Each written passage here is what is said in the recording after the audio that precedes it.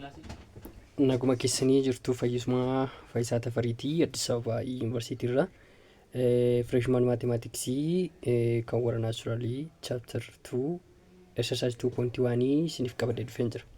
Exercise 2.1 Mathematical Inductionii gaaffii isin komentii jalatti examplii dabaliinaaf hojjedhu jettan sana isiniif qabatee jira. So isa sirriitti waan hordoftan kanaafiyyuu carraa hubachuu ni qabaattu jechuudha. Tokko hanga sadiitti kan jiranii kutaa salgaffaatti illee akkasii yaalaa turtan abdii nan qaba. Akka reviiziniitti garuu gabaabsee isinitti himaa jechuudha. Tokkoffaarraatii haa jalqabnu. Gaaffiin tokkoffaarraatii kan jiru suni maal jedha isinitti fakkaate? Find odd natural number x in keessaan odd ta'ee natural number dha yoo ta'e LCM x, 40 immoo 1,400 dha. So value of x keenya meeqa taati jedhee na gaafachaa jira jechuudha. Value of x keenya barbaannaa jechuudha. So kamitti kan jiruudhaaf badaa keessa hin fagaadhu gabaabseetaniis na agarsiisa jechuudha. Inni kun egaa isa sadaffaa faana wal fakkaata. Isa tokkoffaa sirriitti hubattan jennaan isa sadaffaa hubachuun immoo isinitti hin cimu. Inni tokkoffaarra jiru kuni generaalidha. Inni sadaffaarra jiru immoo specificidha jechuudha. So let's proceed doing our problem. Na hordofaa. LCM keenya x, 14 meeqa nuuf kenna jira? 1,400 nuuf kenna jira. X keenya immoo odd natural number dha nuun jedhee jira jechuudha x keenya. GCF keenya immoo mee y haa jennu. Ana tokkos godhatee jira. Sababiin isaas LCM fi GCF akka common ratio tti wal faana deemu waan ta'eef kutaa salgaffaa deemaatiin refer godhaasin jechuun barbaada. Odd natural number jechuun lakkoofsi isin argattanii specific miti. Lakkoofsa 1,200, 1,500 meeqa isa jettan miti jechuudha. Generaalidha. Generaalii jechuun lakkoofsa odd natural number ta'uu qaba jechuudha. Kanaaf iyyuu lakkoofsi even number akkamitti barreeffama? 2n dhaan barreeffama. Let's say x keessanii even number yoo taate 2n jettu jechuudha. Odd number gochuudhaaf immoo dirqama maal gootu tokkotti laatu. This is what? Odd number. Dirqama odd number ta'a jechuudha inni kun. Kanaaf iyyuu x keenya 2n plus 1 dha jechuudha. 1is buufadhaa 0s buufadhaa iddoo n keessanii jechuudha. Then maal argattu? Dirqama odd number argattu. Let's say that 1 yaa buufan natural number jennee waan ta'eedhaaf x keenya natural number ta'uu qaba jennee waan ta'eedhaaf n keenyis natural number yaa taatu inni ishee xiqqoo jechuudha. Lakkoofsa tokko iddoo kana buufadhaa. Yoo lakkoofsa tokko iddoo kana buufattan meeqa argattu? 3 argattu. 3 immoo oddidha. Yoo lama buufattan immoo meeqa argattu? 5 argattu. 7 argattu. Akkasittiin deema isaan kun immoo maalidha? Odd number dha jechuudha. Kanaaf iyyuu odd number keenya haala kanaan bakka buufannee jira. Wanti nama follow gochuuf jiru hojjechuu isaa qofaadha jechuudha. Kana hojjechuudhaaf immoo common ratio kan jedhu tokko jirti. Common ratio sana akkamitti baafattu? Y fi 1,400 walitti hidhaatu. Lakkoofsa du'an warra ta'an jira jechuudha. X, 14 immoo iddoo lamaanuu jirti miti asis jirti irra keessa kanas jirti. Ishee lamaan immoo walitti hidhaatu jechuudha. So isaan kun common ratio dhaan deemu waan ta'eedhaaf wal qixxaatti jiru jechuudha. Kana jechuun x time 14 or 14x jechuun hin danda'amu ture. 14x kun qixxaata 1,400 y konaaf ta'a jechuudha. Y jettu jechuudha. X isheen kun immoo sorry isheen kana gidduu jirtu x dha. So is equals to meeqa naaf kennite jechuudha. 1,400 y naaf taati jechuudha. X kommo meeqa jedheen jira? The value of x kommo kunoo 2n plus 1 hin qabaa jechuudha. Iddoo x isheen bakka buusa gaazan 14 time 2n plus 1 is equals to 4x 14x x ko kunoo kana faana walqixa jedheera waan ta'eedhaaf is equals to 1,400 y kommo jira jechuudha. Common ratio jechuun hunduma isaa 40 illee hiragaa. Hunduma isaa 40 fandhaa. Yeroo hunda isaa 40tiif firuu maal hin argadhaa? 40 ko ishee kana sin gatti, ishee kana sin gatti yeroo hunda isaa 40 firuu jechuudha. Kun oola. Isheen kun wal gaggattee jirti. Firuu 40. Amma isa kana faana wal gattee jirti. Irraan 40. Isa kana ammoo 0 an salphatee jira. 140. Hiruu 4 immoo meeqa siniif kennaa kan jedhutti deemtu jechuudha 35 siniif kenna. Amma kanaaf hafee jiru meeqadha? 2n plus 1 is equals to x is equals to 140 y all over 4 dha jechuudha.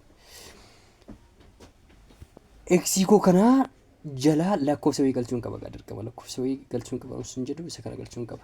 Ishee kana hunduma isaaniif common factory yoon godhu isa kanaaf common factory godhu waa'een koon sababiin isaas equivalentii ta'e waan ta'eedhaaf kun proofii fagoo isin geessuu danda'a. Akkuma kanatti akka hojjechuu qabdan garuu referensiin godhaa jechuudha. So x all over 2n plus 1 koon qixxaata 140 irraatiin 4 qofa ta'a jechuudha. Ishee kana fidees kana jalgalchee waan jiruudhaa fi waa'een koo dirqama biraachuu sababiin isaas itti equivalent ta'a waan ta'eedhaaf equivalent jechuudha. Simply gatii x barbaadaa jirra miti gatiin x keessanii ni qixxaata. Ishee kana kan waliif yeroo hirtame isin kenniti 35 silaatti 35 time 2n plus 1 dha jechuudha. 2n plus 1 immoo maal jenneerra odd number jenneerra jechuudha. Odd numbers odd number immoo meeqarraa ka'a tokkorraa ka'a jechuudha. Tokkorraa jalqabna gaa because n is an element of natural number jenneerra waan ta'eedhaaf. So n koon qixxaatti tokko lama sadii taatee itti fufti jechuudha. Lakkoofsa generaalii isiniif kennuu qabaannaan isiniin jedhee ture kunoo isa kanadha jechuudha. So value of x keessa inni qixxaatti 35 time 2n plus shan kun shanidha joo 32n plus 1dha jechuudha. 1 this is your final answer. What about the next setti aanutti immoo meeceenee haa ilaallu. Gaaffii itti aanutti ceenee jira. Gaaffii itti aanu maal jedha lamaffaadha jechuudha. Gaaffii lamaffaadha. The second question says that there are between 15 and 16 number of eggs in a basket jedha. Basketii tokko keessaa hanqaaquu 50 fi 60 gidduutti argamutu jira. 50 fi 60 gidduutti argamutu jira. Tarii 55 ta'uu danda'a, tarii 56 ta'uu danda'a. We don't know. 50 fi 60 gidduutti argama lakkoofsaan jechuudha. When lose account is lose an maqaa namaati.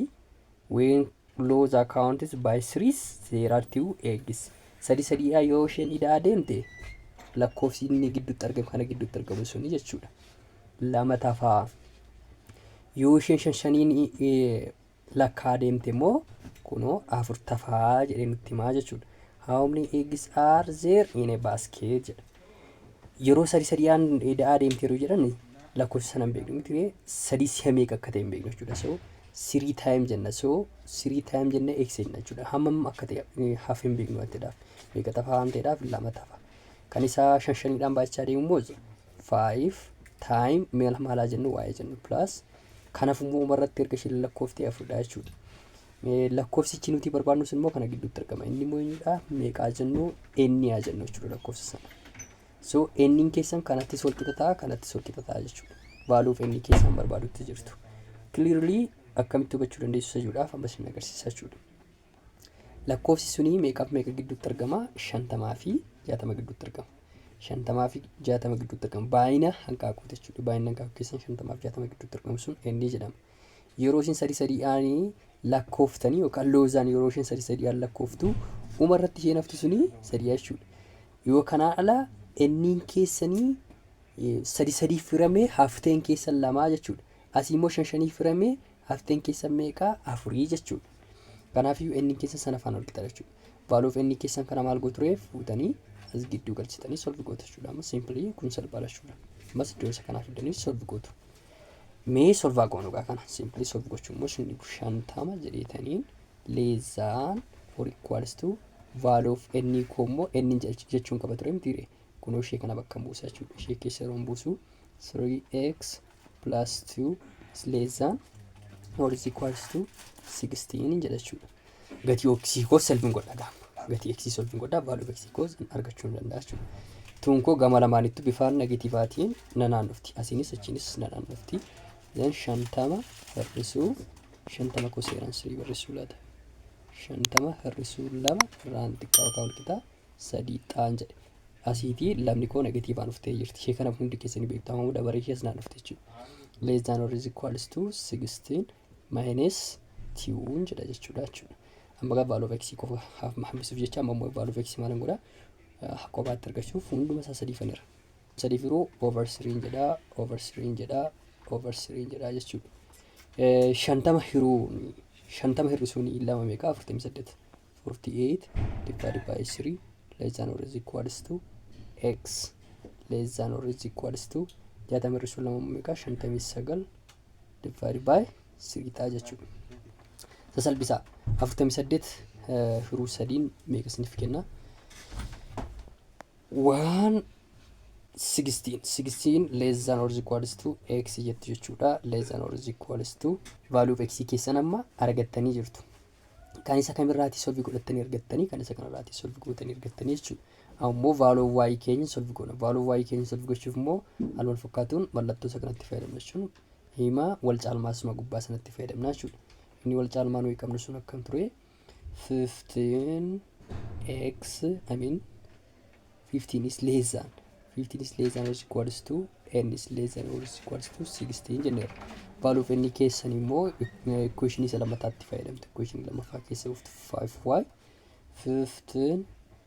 50 less than or equals to 5y plus 4 less than or equals to 16 jettu jechuudha. Value of y keessan solve gootu gaazan 4 keessan kana keessa buusuudhaan 4 koo asis ni irristi garuu hir'isuu kan argadha. 50 hir'isuu 4 less than or equals to 5y less than or equals to 16 minus 4 koo gama lamaan hir'isuu isiniin jedheera. Divide by 5 isiniin jedha jechuudha. Isheen kun meeqa? 46 less than or equals to y 5y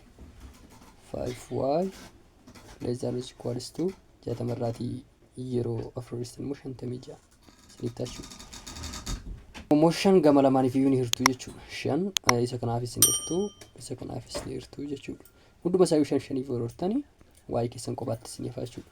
46 irraan 5 less than or equals to 5 less than or equals to y less than or equals to 56 divided by 56 divided by 5 ta'a jechuudha.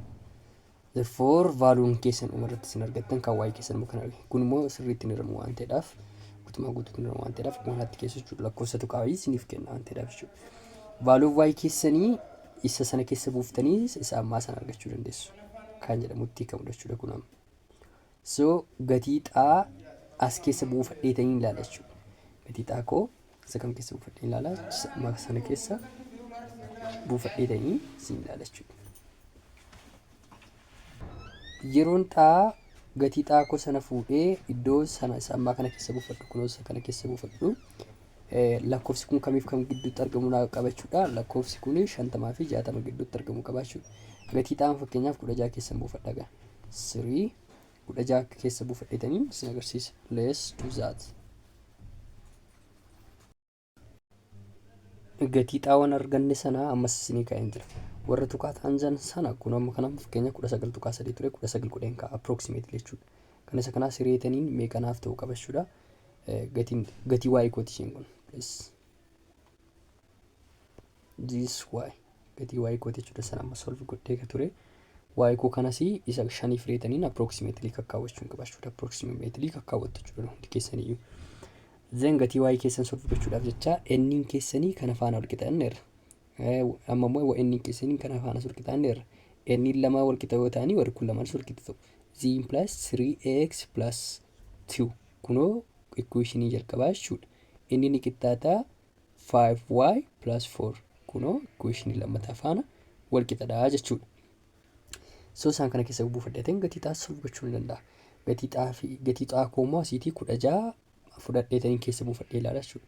Yeroon 16 keessa buufadhu 3 time meeqa 16 plus 2 is equals to 5y plus 4 jettu jechuudha. Gatii y keessan immoo solve godhattu jechuudha. Isa booda ishee kana 4 keessan as fiddu. 4 keessan yeroo as fiddanii meeqa isiniif kenniti gatii y keessanii jechuudha. 50 hir'isuu 4 46 ta'a jechuudha. 46 equals to 5y isiniif kenna jechuudha. Y keessan kophaatti argachuudhaaf over 5 jettu isa kanas over 5 jetta jechuudha.